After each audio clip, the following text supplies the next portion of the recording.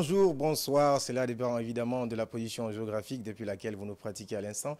Bienvenue dans ce premier numéro de la spéciale Ligue 1, une émission consacrée essentiellement au championnat guinéen de première division. Vous aurez l'occasion, mesdames et messieurs, de vivre des images exceptionnelles grâce à nos envoyés spéciaux déployés sur l'ensemble des pelouses de Ligue 1. Spéciale Ligue 1, c'est parti juste après ce générique.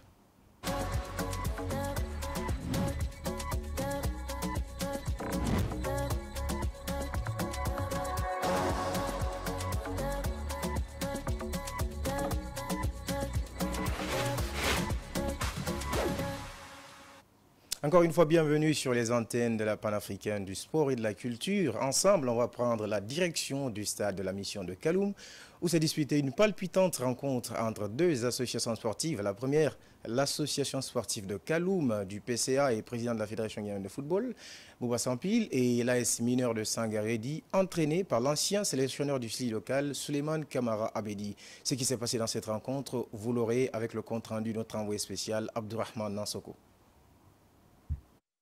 L'ASM Sangaredi décroche enfin sa première victoire de la saison après 2 matchs nuls à domicile en battant l'AS Kaloum 2-1 au stade de la mission. Les visiteurs ont ouvert le score à la 8e minute par Mouri Gawara. Cependant, l'AS Kaloum réagit rapidement en égalisant à la 15e minute avec un but de Mamoudou Keita qui met les pendules à l'heure. Un but partout donc entre l'ASM Sangaredi et l'AS Kaloum.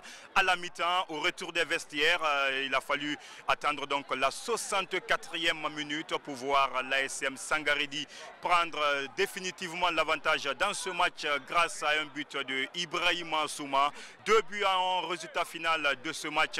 ASM qui se rassure avant de défier le Orea dans une semaine, tandis que la situation se complique pour cette équipe de l'association sportive de Kaloum qui reste sur 3 matchs, 3 défaites consécutives avec 0 points.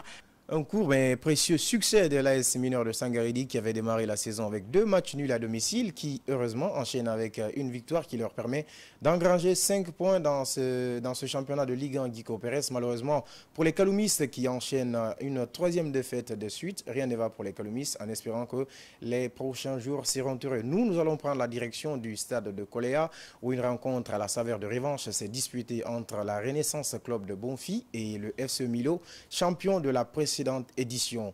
L'entraîneur Maléa Kamara retrouvait son homologue Kaba Ismaël. Suivez le fil de cette rencontre avec notre envoyé spécial Abdoulaye Momo Fofana. C'est terminé ici au stade de Koléa. La Renaissance de Bonfi a créé la grosse sensation en s'imposant sur la plus petite des marches devant le champion en titre, le Milo FC de Cancan. Dès l'entame, les deux équipes tentent de prendre le contrôle du match, se créent des occasions, mais manque de lucidité dans le dernier geste. Le score à la pause, c'est 0 but partout entre les deux formations. Au retour, le Milo revient avec plus d'envie, d'arguments, se crée 2 grosses occasions, mais incapable de trouver le fond des filets. Entré en jeu en seconde mi-temps, le capitaine de cette équipe de la Renaissance, Aboubakar Silla, offre un caviar à Bangoura qui ouvre le score pour cette formation de la Renaissance. Le Milo tente de revenir, se crée des occasions, mais bute sur une excellente organisation de la Renaissance de Bonfi. C'est sur ce score d'1-0 que l'arbitre met en terme à ce match. On voulait suivre la réaction des deux coachs, on se reprend juste après ça. Malgré on n'a pas dit, je suis fier de mon équipe. Première 45, l'équipe a très bien joué. Et puis on a eu des occasions, plus de 3 ou 4 occasions, mais on n'a pas été réaliste. Le deuxième mi-temps aussi, on a poussé l'équipe, on a poussé. Malheureusement, ils ont eu les occasions, ils ont marqué. Même dans tout ça, là, on a eu des occasions. Alors je vais les féliciter.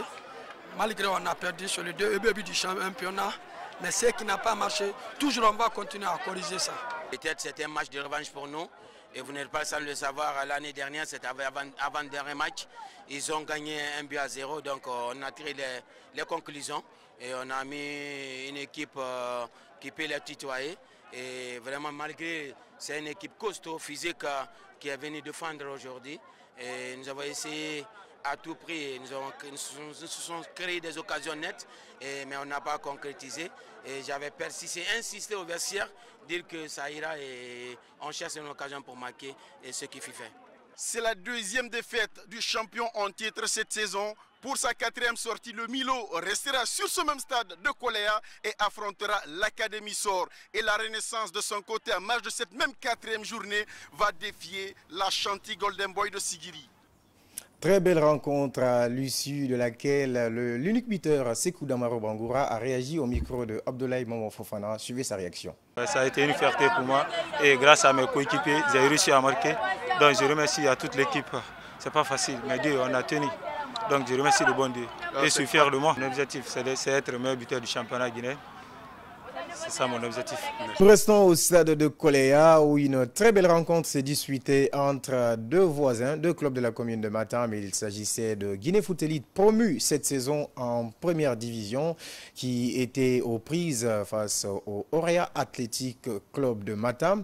Je l'ai dit, deux clubs de la commune de Matam qui nous ont livré une très belle bataille, malheureusement soldée sur le score de 0 but partout. Voilà, aucune des deux équipes n'a réussi quand même à ouvrir la marque dans ce match très serré qui a vu également la remise du trophée de Guinée Foot Elite, voilà, en présence du maire de la commune de Matam. Les entraîneurs n'étaient pas du tout satisfaits de ce résultat. D'ailleurs, on va suivre leur réaction au micro de nos envoyés spéciaux.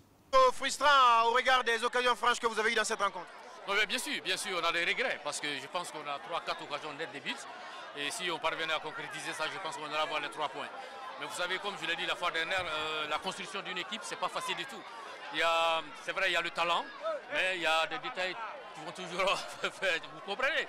Donc il faut gérer cette histoire-là et bon, oublier ce match et continuer. On va essayer de préparer le prochain match en espérant qu'on marque des buts quand même. Il y a des satisfactions que vous tirez de cette rencontre? Oui, parce que je pense que par rapport au match passé, j'ai énormément insisté par rapport à l'aspect défensif. J'ai été clair là-dessus. J'ai dit, c'est vrai, on a gagné, mais il faudrait qu'on soit solide. Et aujourd'hui, on n'a pas pris de but. Mais en retour, voilà, le match passé, on a marqué 3 buts. Aujourd'hui, on a eu énormément d'occasions. On n'a pas pu les concrétiser. Merci, coach. Merci, mon ami. Coach Camus, un nul intéressant face à l'équipe du Auréa. Vous êtes plutôt satisfait du résultat? Oh, satisfait, non, on aurait voulu vraiment gagner le match, on joue à domicile. Le championnat, quand tu joues chez toi, il faut gagner le match. Ben, satisfait parce qu'on a pu tenir, on joue contre le Grand Auréa quand même. Et nous sommes une équipe promue, on joue pour se maintenir. Donc on peut peut-être ne pas être satisfait du résultat, mais du contenu, ça va, oui. On a vu une équipe plutôt bonne dans la construction dans son camp, mais qui dans les derniers gestes avait du mal à trouver de meilleurs automatismes pour créer des opportunités très franches. Qu'est-ce que vous en avez pensé, vous, de votre côté? C'est un champ de travail pour les prochaines sorties. C'est déjà bien, si on peut poser le ballon, se donner 3 à 4 passes, ça veut dire qu'il y a de quoi à espérer pour les prochaines sorties. On a compris qu'à l'animation offensive, ça pêche, on triche dans les dernières actions. Il faut les travailler, Donc dans le match, ça nous a vraiment créé des problèmes, parce qu'à un moment, il y avait de l'espace. Qu'il fallait profiter, mais malheureusement, c'est des jeunes aussi, il faut aller doucement, l'automatisme viendra peut-être au cours de la saison, ça va passer. Il n'y a rien à s'affoler, on travaille calmement, on avance.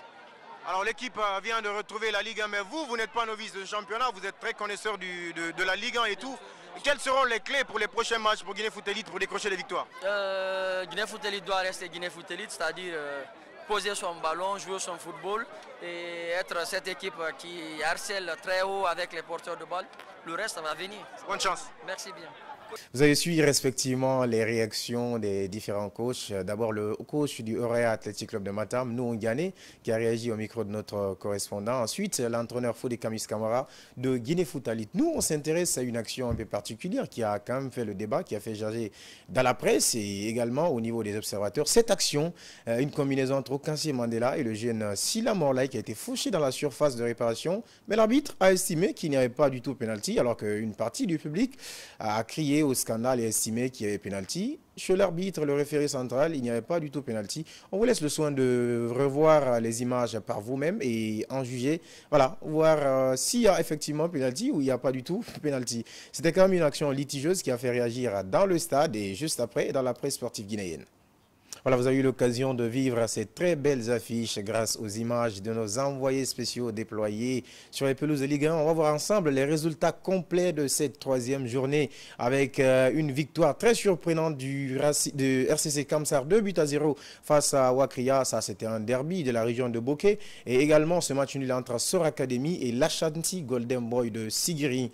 Et du côté du stade Petit Souris, le Afia s'est imposé sur le score de 2-0 face à une équipe de Louba qui a carrément besoin de victoire lors des prochaines sorties. Entre la Flamme Olympique et le CI Kamsar, il n'y a pas eu de vainqueur non plus. 0 but partout. C'était tout au compte de ces résultats. On va voir ensemble le classement. Quelle incidence toutes ces rencontres ont eu sur le classement global de la Ligue 1 avec le promu, le très surprenant promu, la Renaissance Cayman Club de Kamsar qui domine ce classement avec 7 points au compteur, 2 victoires et un seul match nul obtenu face au Oria. Ensuite, il y a l'Ashanti Golden Boy voilà, qui suit les mêmes cadences, 7 points également. Et viennent ensuite le Afia qui a 6 points et le Oria 5 points. Bon. Dans cette deuxième partie du tableau, il y a le CI Kamsar qui compte 5 points au compteur. Le Milo FC champion lors de la précédente édition compte 4 points. Ensuite suivent Foot Elite, Wakria AC Sor Academy et la toute dernière marche du podium est occupée par le club de Kaloum. 0 points au compteur, 3 matchs, 3 défaites. Nous allons jeter un petit coup d'œil au classement des buteurs où on retrouve l'attaquant du Afia Mohamed Saliou Bangoura Aloba qui domine ce classement avec 5 buts. On se souvient du quadruplé retentissant inscrit là-bas au stade Mbaloumadi qui a quitté de Cancan, 4 buts face au Milo et ensuite un autre but face à Louba de Télimélé. Cela fait 5 buts au compteur pour lui. Ensuite, suivent des joueurs comme Alassane Souma du Orea avec 2 buts, Isaka Samake 2 buts également. Seydou Bangoura du Milo et Amadou Diallo ferment ce classement du top 5 des buteurs avec tous 2 unités de but au compteur. On va vous laisser découvrir le programme de la 4e journée de Ligue 1 avec des affiches très alléchantes. Ça commencera le 24 février avec la réception de l'Ashanti Golden Boy par la Renaissance FC de Bonfi. Ensuite, le 25 janvier, des rencontres vont suivre, notamment Sor Academy qui recevra le Milo FC. Le Orea Athletic Club de Matam recevra du côté de Yorokogia l'ASM Sangaredi. Le Afia dans son entrée recevra l'association sportive de Kaloum. Un match absolument à aller suivre et à vivre sur les antennes voilà, du diffuseur de la Ligue 1. Et le premier Renaissance Cayman Club de Kamsar recevra Louba de Télimélé. Pour la clôture, vous aurez Foot Elite qui recevra Flamme Olympique du côté de Koléa avant que Wakria ne ferme cette 4e journée par la réception du CI Kamsar. C'est ainsi que prend fin ce premier numéro de la spéciale Ligue 1 en espérant vous retrouver très prochainement sur les antennes de la panafricaine du sport et de la culture pour d'autres numéros. Très bonne suite de programme sur nos antennes.